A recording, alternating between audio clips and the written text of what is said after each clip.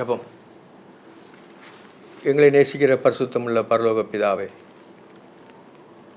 பரிசுத்த தேவனே, உமக்கு ஸ்தோத்திரம் ஐயா, கோடா கொடி ஸ்தோத்திரம்பா. ஏசப்பா, மட்டும் ஜீவன் சுகம் பலன் தந்தீங்க. நன்றி ஆண்டவரே. நீ தந்த ஜீவனுக்காய், சுகத்துக்காய், பலத்துக்காய், ஆரோக்கியத்துக்காய் கோடா கொடி ஸ்தோத்திரம்பா. இந்த வேளையிலே என்னுடைய சமூகத்தில் வருகிறேன் ஆண்டவரே. வசனங்களை தியானிக்க இருக்கிறோம் ஆண்டவரே. வசனங்களை தியானிக்கும் பொழுது ஆவியானவர் எங்களுக்கு வசனத்தை விலக்கி தர வேண்டுமா ஜெபிக்கிறேன். நாங்கள் பாவிகளும் பிரதான பாவிகள் ஆண்டவரே. எங்களுக்கு குற்றங்களை, குறைகள் எல்லாவற்றையும் மன்னிங்க. உடைய ரத்தத்தினால் எங்களை கழுவி சுத்திகரிக்க வேண்டுமா ஜெபிக்கிறேன். திருக்குள்ளது மகா கடுள்ள இதயத்தை நீ பரிசுத்தப்படுத்த வேண்டுமா ஜெபிக்கிறேன்ப்பா. ஏசப்பா, உமக்கு தோத்திரம். நீரே மெய்யான தேவன், நித்திய ஜீவனமாக இருக்கிறீங்க. உங்களை அறிவது நித்திய ஜீவன். எல்லாவற்றையும் இயேசு கிறிஸ்துவின் நாமத்தில் ஜெபங்களின் ஜீவனுள்ள பரமபிதாவே, ஆமென். அன்பான ஜேடிகே மேயர்களுக்கு இயேசு கிறிஸ்துவின் நாமத்தினாலே வாழ்த்துகள் கூறுகிறேன்.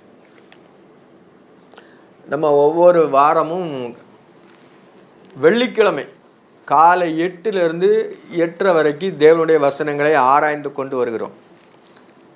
கடந்த காலங்களிலே நம்ம இப்பொழுது கிறிஸ்து பாடுபட்டத ஈஸ்டர் பண்டிகை வருவதனால கிறிஸ்துவை குறித்து நம்ம பிரசங்கித்து கொண்டு வருகிறோம்.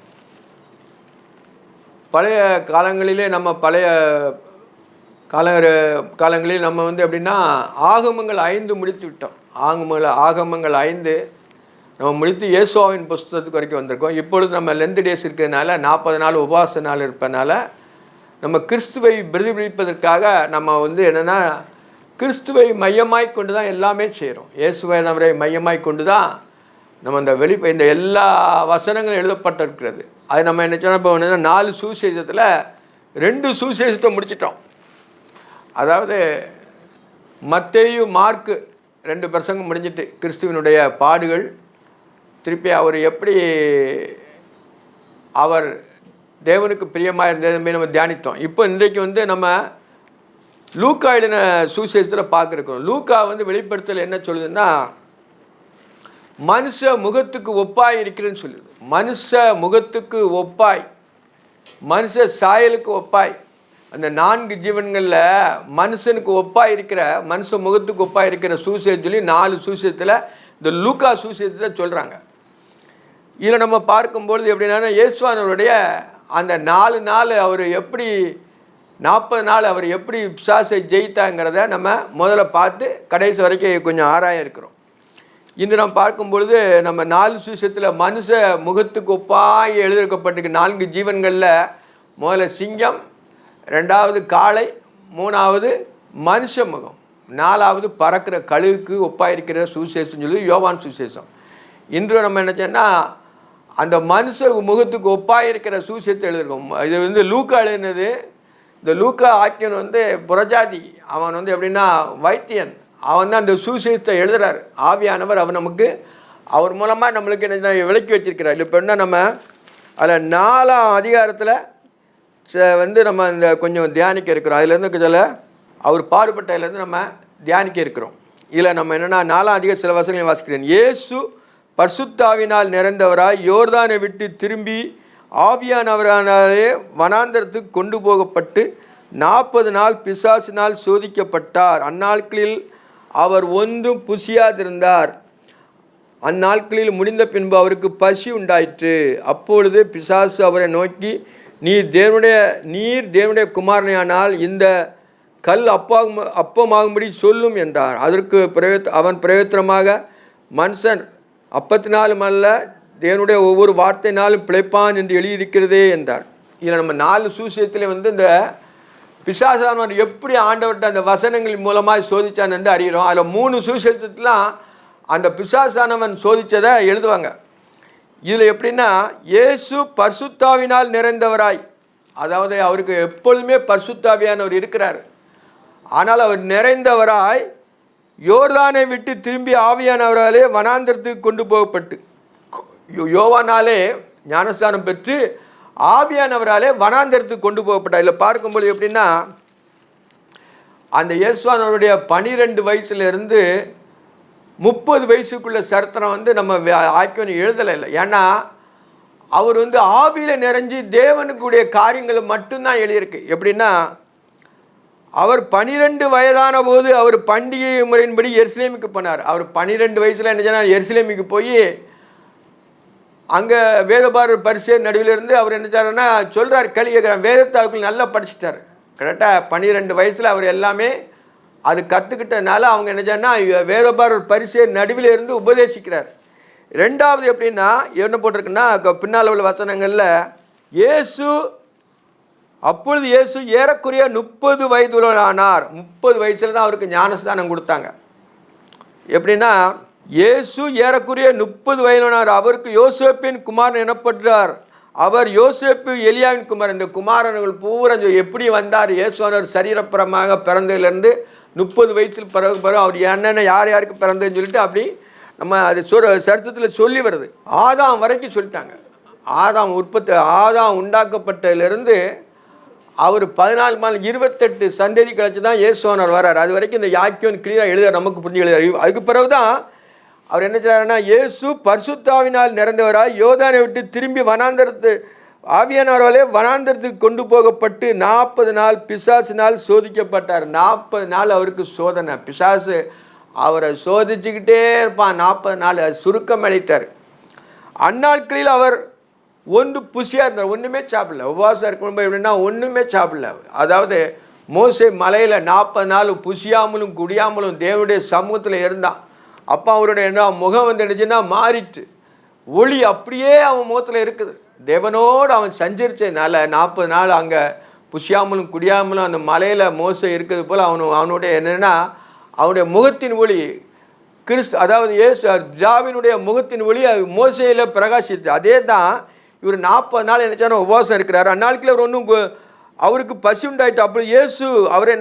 அப்பொழுது பிசாசு அவரை நோக்கி அப்போ உடனே சோதனைக்காரன் வந்துடுவான். அப்பொழுது பிசாசு அவரை நோக்கி நீ தேவனுடைய குமாரனை ஆனால் இந்த கல் அப்பமாகும்படி சொல்லும் என்றார். அவன் என்ன செய்யணும்? உடனே நீ தேவனுடைய குமாரனை ஆனால், தேவனுடைய குமாரன் தான் குமாரனை ஆனால் அவரை சோதிக்கான். அவர் மாம்சத்தில் இருக்கும் பொழுது அவர் தெய்வத்துவத்தை யூஸ் பண்ணவே இல்லை. ஏன்னா எதுக்குன்னா அவர் மாம்சத்தினாலே இரத்தத்தை சிந்த வேண்டியிருக்கிறதா பூமிக்கு வந்தார். தேவாதி தேவன், வானம் கொள்ளாத தேவன், வானம் நமக்கு சிங்காசனம், பூமி நமக்கு பாதுபடியான தேவன் மாம்சத்தில் வந்தபொழுது அவனுக்கு தெரிஞ்சால் தான். ஏன்னா அவன் உண்டாக்கப்பட்டவன் தான். இயேசுவானவர் மாம்சத்தில் வந்திருக்காரு, ஈஸ்திரியின் வித்தில் வந்திருக்கிறாரு. அதனால அவன் என்ன கேட்குறான்னா நீர் தேவனுடைய குமாரனையானால் இந்த கல் அப்பமாகும்படி சொல்லும் என்றார். இந்த கல் அப்பமாகும்படி சொல்லும் அவருக்கே கற்பித்து கொடுக்குறான். ஏன்னா இவர் தேவன் தான், அவனுக்கு நல்லா தெரியும் இவர் தேவன் தான். அப்போ நம்ம என்ன செய்யணும்? இவர் என்ன செய்யணும்னா சோதிக்கிறதுக்காண்டி இந்த கல் உங்களுக்கு தான் பசி உண்டாயிட்ட, நீ தான் கல் அப்பமாக்கி சாப்பிடலாமன்னாரு. அவர் சொன்ன நடக்குமா? உடனே நடக்கும். அவர் 2 மீனையும் அந்த தேன்காய் 2 மீனையும் 5 அப்பங்களையும் எவ்வளோ பொசிச்சார் ஆண்டவர். அவன் சொல்லியா பொசிச்சாரு, அவங்களுக்கு தேவைப்பட்டுச்சு. அதனால அவங்க என்ன செய்யணும்னா ஆண்டவர் என்ன செய்யாருன்னா தேவன் என்று அவர் காண்பிச்சதுனால அது என்ன சிருஷ்டித்தார். அவர் சிருஷ்டி கர்த்தர். அதே தேவன் தான் இவன் சொல்கிறான் நீ தேவனுடைய குமாரன் ஆனால் இந்த கல் அப்பமாபடி சொல்லும் என்றான். நீ சொன்னாதான் ஆயிருமேன்னு சொல்லிட்டு சொல்கிறான்.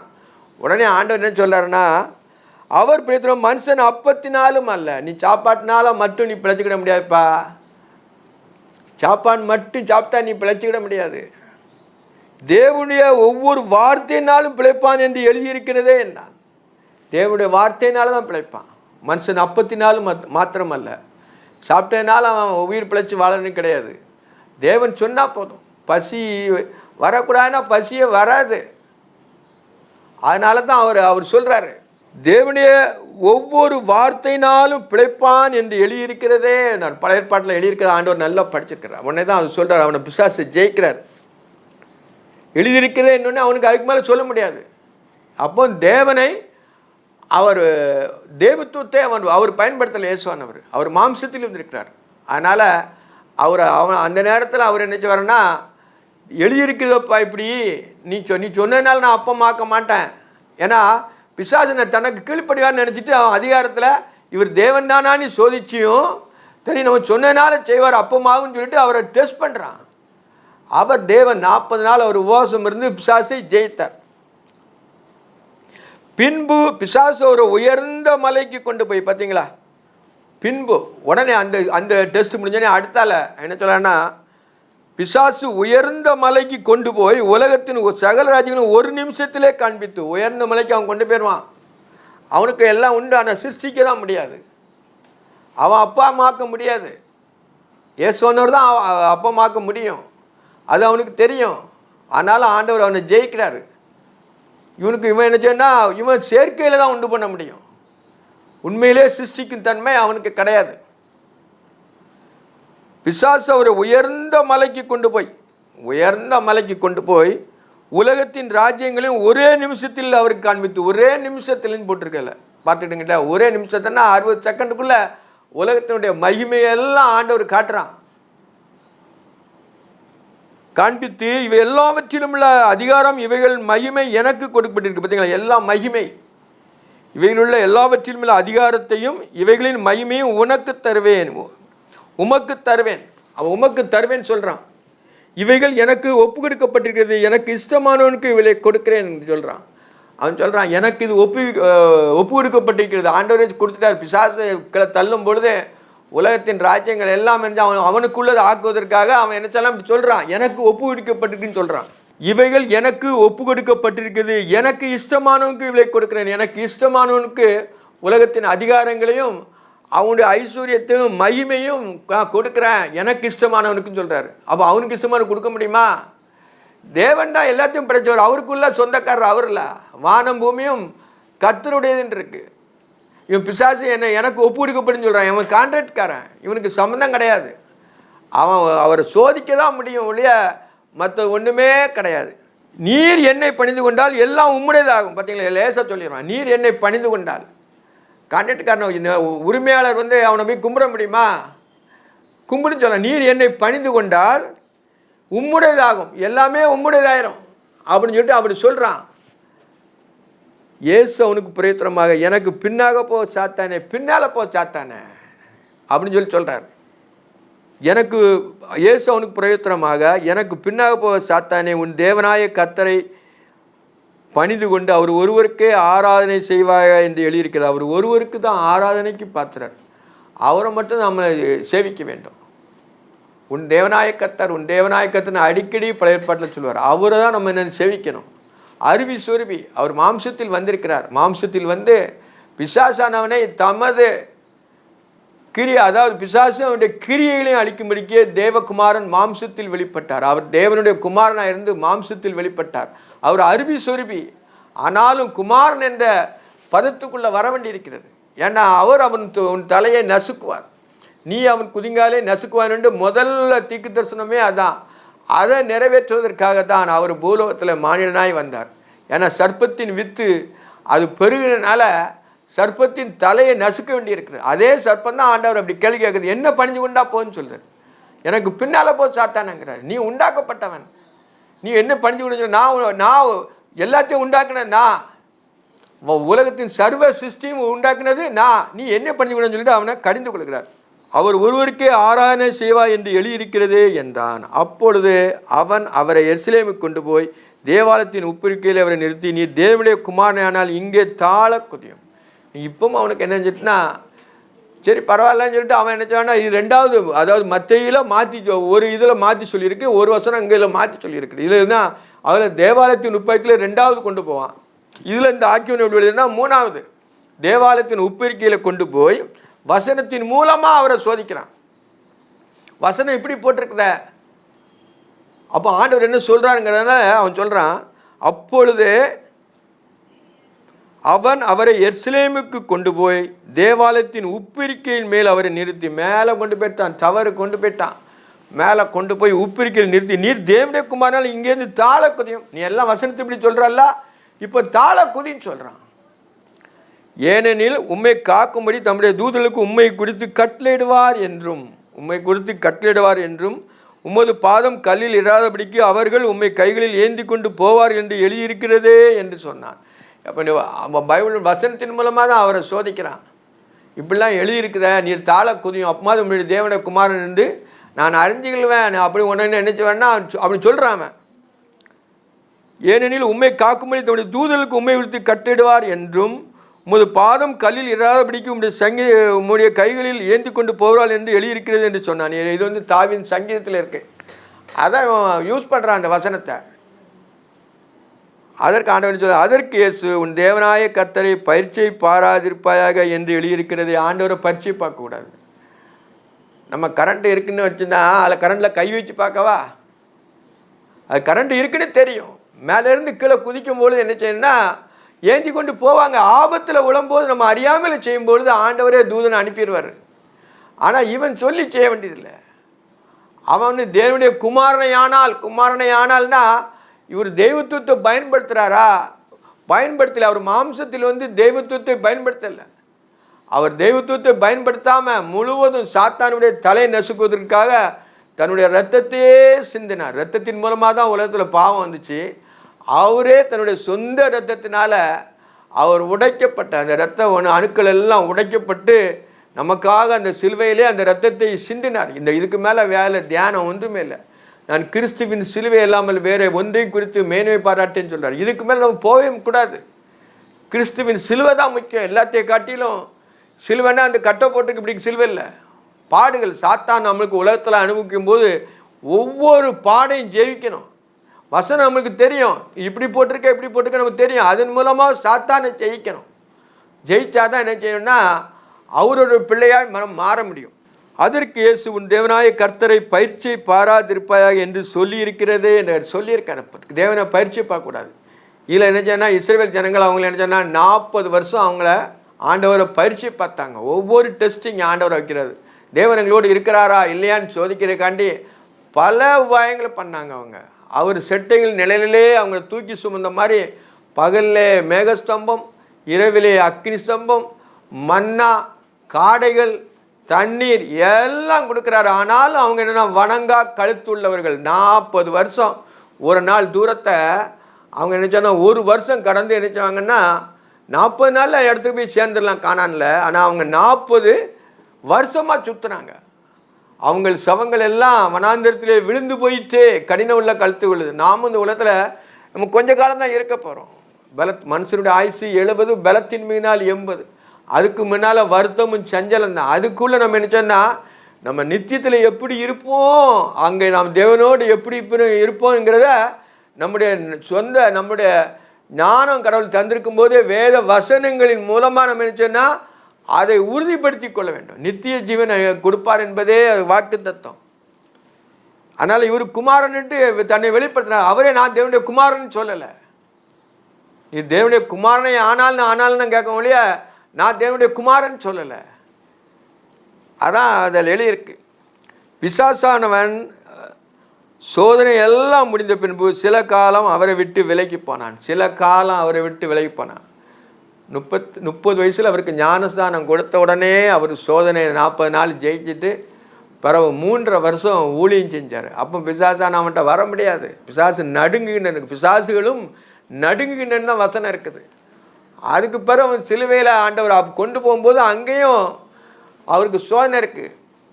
இவன் தன்னை தேவனுடைய குமாரன் என்று சொல்லி அவரை நம்பியிருந்தானே, அவர் இவனை இறக்கட்டும் சொல்லி பரிசேயர் சதுசேயர் வேதபாரர் எல்லாம் அவரை சொல்லுவாங்க. அவருடைய தேவனுடைய குமாரனுங்கிறதுல கொஞ்சம் கூட நம்ம யோசிக்க வேண்டியதில்லை. இல்லை நம்ம பார்க்கும் பொழுது லூக்கா எழுதின நற்செய்தி நூலில் கடைசியில் வரும்போது 23:67 வசனம் அது என்ன சொல்கிறாருன்னா, நீ கிறிஸ்துவா அதை எங்களுக்கு சொல்லும் என்றார்கள். சிலுவையில் சொல்லும் பொழுது நீ கிறிஸ்துவா என்கிட்ட உண்மை சொல்லுப்பா அப்படின்னு சொல்கிறாங்க. அதற்கு அவர், நாங்கள் உங்களுக்கு சொன்னாலும் நம்ப மாட்டீர்கள், நான் உங்களிடத்தில் வினவினாலும் மறு உத்தரவு சொல்ல மாட்டீர்கள், என்னை விடுதலை பண்ண மாட்டீர்கள். இது முதல் மனுஷகுமாரன் சர்வ வல்லமையுள்ள தேவனுடைய வலது பாசத்தில் வீற்றிருப்பார் என்றார். அப்பொழுது அவர்கள் எல்லாரும், அப்படியானால் நீ தேவனுடைய குமாரனா என்று கேட்டார். அப்பவும் என்ன செய்வாங்கன்னா பரிசேயர், அப்போ நீ தேவனுடைய குமாரனான்னு கேட்குறாங்க. கடைசி சிலுவையில் ஆணி அடிக்கும் பொழுது சாசி யார் மூலமாக வரான்? பரிசேயர் சதுசேயர் வேதபாரர் மூலமாக அவர்கிட்ட சோதிக்கிறான். அதற்கு அவர்கள், அப்படியானால் நீ தேவனுடைய குமாரனா என்று கேட்டார்கள். நீ அப்போ தேவனுடைய குமாரனா என்று கேட்டார்கள். அதற்கு அவர், நீங்கள் சொல்லுகிறபடி நான் அவர் தான் என்றார். தேவனுடைய குமாரன் யாரு? இயேசு ரட்சகர். அப்போ தேவனுக்கு குமாரன் உண்டு, பிள்ளை குட்டிகள் உண்டா? அப்படி கிடையாது. ஒரே தேவன் தான். அவர் மாம்சத்தில் வந்தார். நம்ம யாருக்குள்ள இருந்தோம்? தேவனுக்குள் மறைந்திருந்தோம். ஒரு பையன் அப்பாவுக்குள்ளே இருந்து தான் வெளியே வருவான். அதான் நம்ம தேவனுக்குள் இருந்தோம். அதான் தேவனுடைய குமாரன் சொல்கிறாரு. அப்படி என்ன சொல்கிறாருன்னா, அதற்கு அவர்களாம் அப்படியானால் நீ தேவனுடைய குமாரனா என்று கேட்டார்கள். அதற்கு அவர், நீ சொல்லுகிறபடியே நான் அவர்தான் என்று சொல்கிறார். நான் அவர்தான் சொல்கிறார். பரிசேயர் சைசேட்ட வேதபாரட்ட என்ன சொல்கிறார்? நான் அவர்தான்ங்கிறார். நான் தேவனுடைய குமாரன் தான் சொல்கிறார். அப்பொழுது அவள் இன்னைக்கு நம்மளுக்கு சாட்சி வேண்டியது என்ன? தாமே இவருடைய வாய்னாலே கேட்டோமே என்னன்னார். தேவனுக்கு ஒப்பாக இவரை சமமாக்கினால இவன் தேவதூசணன் சொன்னான்னு சொல்லி அவர் என்ன செய்கிறாங்கன்னா சிலுவையில் ஆணி அடிக்கிறாங்க. அது அவங்களுக்கு மறைமுகமாக மறைக்கப்பட்டுருது. மறைக்கப்பட்டு அவர் காரியங்களை எல்லாவற்றையும் சிலுவையில் ரத்தத்தை சிந்தி மீட்டுக் கொள்கிறார் நம்மளை. அதான் இல்லை நம்ம அறியக்கூடியது. தேவன் நம்ம எப்படி அறிய முடியும்? பிரதான ஆசிரியர்கள் அவர் சிலுவையில் அரைஞ்சாருங்க. ஏற்கனவே தேவனுடைய குமாரன் அவனுக்கு யாருன்னு தெரியலை. அவங்க கண்கள் குருடாக்கியதுனால கேட்குறாங்க. அவர் தேவனுடைய குமாரன் தான். பிசாசு தேவனுடைய குமாரனை ஆனாலும் இவங்க தெளிவாக கேட்குறாங்க. அதற்கு அவர்கள், நீங்கள் அப்படியானால் நீ தேவனுடைய குமாரனா? தேவனுடைய குமாரன் தான் இவர். அதற்கு அவர், நீங்கள் சொல்லுகிறபடி நான் அவர்தான் என்றார். நானே அவரென்று விசுவாசியாவிட்டால் உங்கள் பாவங்கள்னாலே நீங்கள் சாவீர்கள் சொல்கிறார். அப்போ நானே அவர்னா இவர் தான் பிதா, நித்திய பிதா. அவர் தான் என்ன செய்றாருன்னா மாம்சத்தில் வந்திருக்கிறார். இவங்களுக்கு தெரியலை தேவனுடைய குமாரன். அப்பொழுது அவள், இனி நமக்கு சாட்சி வேண்டியதுன, நாமே இவனுடைய வாய்னாலே கேட்டோம், இவனுடைய வாய்னாலே கேட்டோம்னு சொல்லி பரிசேயர் சரி செய்து இயேசுவானரை என்ன செய்ய குற்றப்படுத்தி அவரை சிலுவையில் ஒப்பு கொடுக்குறாங்க. இன்னைக்கு சாட்சி வேண்டியதில்லை. தன்னை தேவனுக்கு ஒப்பாய் சொன்னதுனால அவரை இவர் சொல்கிறது தப்புங்கிறத அவர் நிரூபிக்கிறாங்க. ஆனாலும் அவருடைய தேவனுடைய குமாரன் என்பது அவரே இவங்களுக்கு திஷ்டாந்தப்படுத்தி சொல்கிறாரு. இன்னொன்று பார்க்கும்போது 2 கொரிந்தியர் 6:16, தேவனுடைய ஆலயத்துக்கும் விக்கிரகத்துக்கும் சம்பந்தம் ஏதே? நான் அவர்களுக்குள்ளே வாசம் பண்ணி அவர்களுக்குள்ளே உலாவி அவர்கள் தேவனாயிருப்பேன், அவர்கள் என் ஜனங்களாயிருப்பார்கள் என்று தேவன் சொன்னபடி நீங்கள் தேவனுடைய ஆலயமாயிருக்கிறீர்கள். ஆனபடியால் நீங்கள் அவர்கள் நடுவிலிருந்து புறப்பட்டு பிரிந்து போய் அசுத்தமானதை தொடாதீர்கள் என்று கர்த்தர் சொல்கிறார். அப்பொழுதே நான் உங்களை ஏற்றுக்கொண்டு உங்களுக்கு பிதாவாயிருப்பேன், நீங்கள் எனக்கு குமாரரும் குமாரத்தியுமாய் இருப்பீர்கள் என்று சர்வவல்லமையுள்ள கர்த்தர் சொல்கிறார். இப்போ யார் நம்மளுக்கு குமாரன்? நம்ம தான் என்ன செய்யணும்? தேவனுடைய குமாரனும் குமாரத்தியுமா இருக்கணும். கர்த்தரை நம்புகிற பிள்ளைகள் தான் தேவனுடைய குமாரன், தேவனுடைய குமாரத்திகள். அதை அவர் நம்ம நிருபங்களில் பவுல் நமக்கு அவ்வளோ தெளிவாக எழுதியிருக்கிறார். அப்பொழுது நான் உங்களை ஏற்றுக்கொண்டு உங்களுக்கு பிதாவாக இருப்பேன். நம்மளுக்கு யார் பிதா? இயேசுவானவர் தான் நித்திய பிதா. நீங்கள் எனக்கு குமாரனும் குமாரத்தியுமா இருப்பீர்கள் என்று சர்வ வல்லமையுள்ள கர்த்தர் சொல்கிறார். சர்வ வல்லமை உள்ள கர்த்தர் சொல்கிறார். கர்த்தர், அவர் கர்த்தர்னு சொல்லுவார். அவர் தான் தேவன். அவர் மாம்சத்தில் வந்து முழு இரத்தத்தை நமக்காக, நம்முடைய பாவங்களுக்காக அவர் இரத்தத்தை சிந்தினார். 6000 வருஷ சரித்திரத்தில் அவர் இயேசுவானவர் வந்து தான் அவர் என்ன செய்யார்னா அவரே தேவத்துவத்தின் பரிபூர்ணமெல்லாம் சரீரப்பிரகமாக அவருக்குள் வாசம் செய்ததை நம்ம பார்க்குறோம். அவர் முழுவதும் தன்னை தாழ்த்தினார். அடிமையின் ரூபம் எடுத்து நம்ம தாழ்த்தினார். முழுவதும் தேவத்துவத்தை அவர் யூஸ் பண்ணவே இல்லை. சிலுவையில் இருந்து கூட ஒன்று கூட சொல்லலை. நான் நினச்சா எவ்வளோ பேரை வர சொல்ல முடியும், அப்படி சொன்னால் இப்படி இல்லை எப்படி நிறைவேறும் அப்படின்னு சொல்லிட்டு சொல்வார். அப்போ என்ன செய்யறனா அவர் எதுக்காக வந்திருக்கிறார்? நம்மளுக்காக, நம்மளை மீட்பதற்காக, நம்மளை குமாரனும் குமாரத்திகளும் ஆக்குவதற்காக அவரே மாம்சத்தில் வந்திருக்கார். நம்மளுக்கு பிதாவுக்கு நம்ம என்ன சொல்லணும்? குமாரனும் குமாரத்திகளாக இருக்கிறோம். எல்லாரும் அப்படி தான். அவரை நம்ம தேடுதலை வச்சு தான், அவரை அறிகிற அறிவின் தக்கதாக தான் நம்ம குமாரனும் குமாரத்திகளும் சொல்ல முடியும்.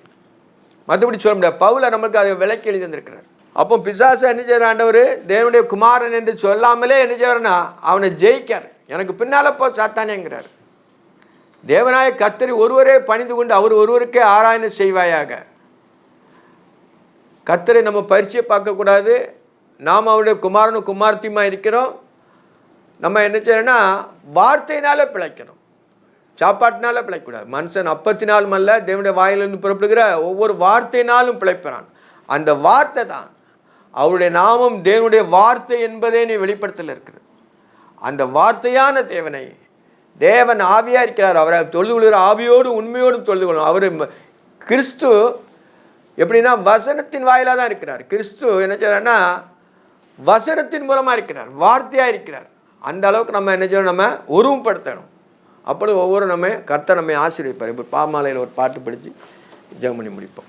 பொற்பூமிகும் வானுலகம் பூவுலகம் படைத்த பரப்பொருளே, இங்கே பொந்தியு பிலாத்தரண்மனையில் வந்து நிற்கும் காரணமேன் கோவேன்.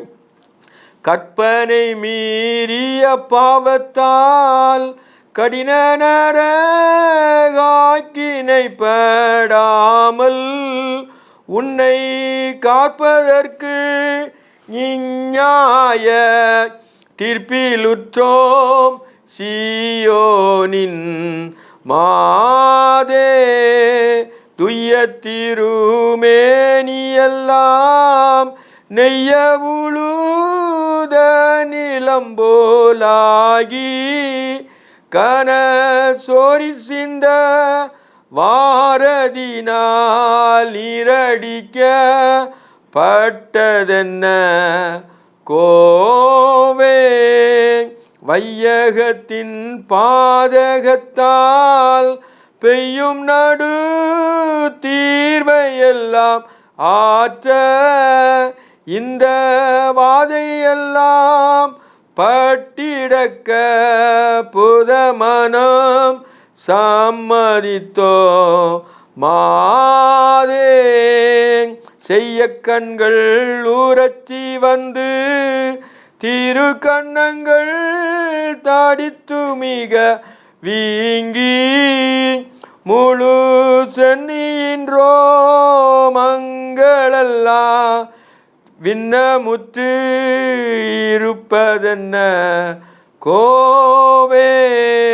மயிருளில் குருக்களுடை மாளிகையில் படுத்தின பாடெல்லாம் இங்கே வன்கொலைஞ்ச ராலடிக்க பங்கமுற்ற கோலம் இது மாதே.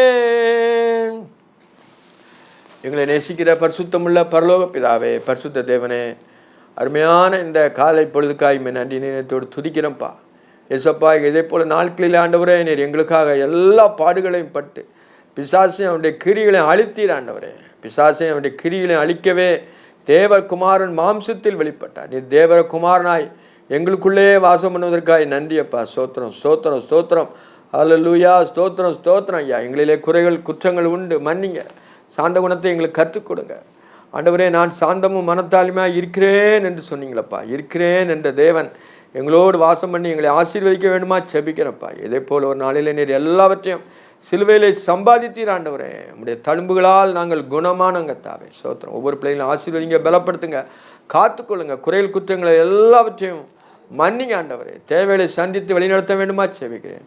நாங்கள் தடவியாகிலும் என் தேவனை கண்டுகொள்ள ஒவ்வொரு பிள்ளைகளுக்கும் பிரகாசமுள்ள மனக்கண்களை கொடுக்க வேண்டுமா செபிக்கிறேன். வேதத்தின் வாயிலாய் உண்மையிலே நாங்கள் ஐக்கியமாக இருக்க கிருபை செய்யுங்க. இயேசு கிறிஸ்துவின் நாமத்தில் ஜெபங்களும் ஜீவனுள்ள பரமபிதாவே, ஆமென்.